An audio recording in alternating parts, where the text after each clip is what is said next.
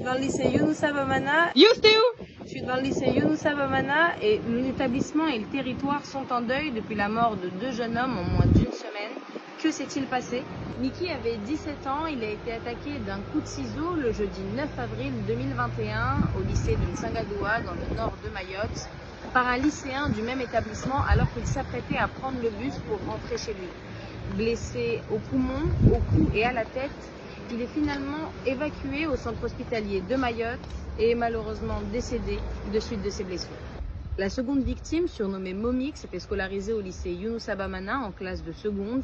Il a reçu un coup de tournevis au cervical et à l'omoplate. Il a été pris en charge par une ambulance mais est malheureusement décédé avant d'arriver au CHM. Ces 2 morts survenus en l'espace d'une semaine à Mayotte, samedi 17 et lundi 19, des marches blanches ont été organisées à la mémoire de ces 2 jeunes hommes. Je suis actuellement avec Haddad qui fait partie du collectif de jeunes qui ont organisé la marche blanche au lycée Younoussa Bamana le lundi 19 avril. Dis-moi Haddad, comment ça s'est passé cette marche? Comment ça s'est passé finalement votre mobilisation? Certains camarades du lycée m'ont contacté sur Instagram et on a créé un groupe en fait. On s'est dit qu'on allait se mobiliser aujourd'hui pour exprimer notre mécontentement et notre ras-le-bol par rapport au fait de violences nombreuses sur l'île.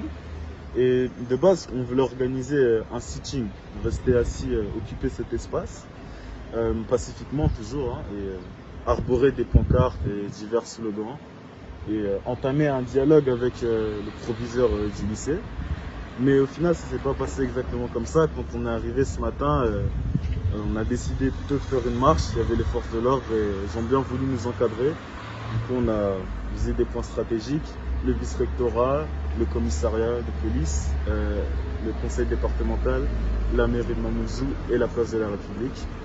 Et donc finalement, là, qu'est-ce qu'on retient de la fin de cette mobilisation? Qu'est-ce que vous avez réussi à obtenir, que ce soit du chef de l'établissement ou ne serait-ce que du maire qui est venu dialoguer avec vous? Le maire, en fait, quand il est venu nous rejoindre à la place de la République, il a un peu répété ce qu'il disait hier aux informations. Tout le monde criait démission, donc il a pas pu s'exprimer franchement. Mais du chef de l'établissement, il nous a reçus, moi et une délégation de quelques membres du conseil de vie lycéenne, pour discuter des solutions à prendre par rapport à ça, parce que c'est grave ce qui se passe.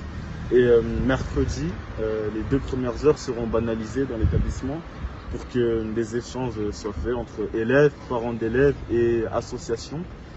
La population s'est également mobilisée en masse sur les réseaux sociaux, cherchant à sensibiliser l'Hexagone à la situation actuelle du département à l'aide de hashtags tels que Aendelikol Karegea Dagoni, il est allé à l'école, il n'est pas rentré à la maison, Save Mayotte ou encore Meso Tsayaka Dewami, demain, je ne veux pas que ce soit moi. Malgré la peur, les établissements n'ont pas fermé leurs portes. Néanmoins, les élèves et professeurs ont usé de leur droit de retrait un peu partout sur l'île depuis vendredi. Tchak Tchak en vrac, au cœur de l'actualité.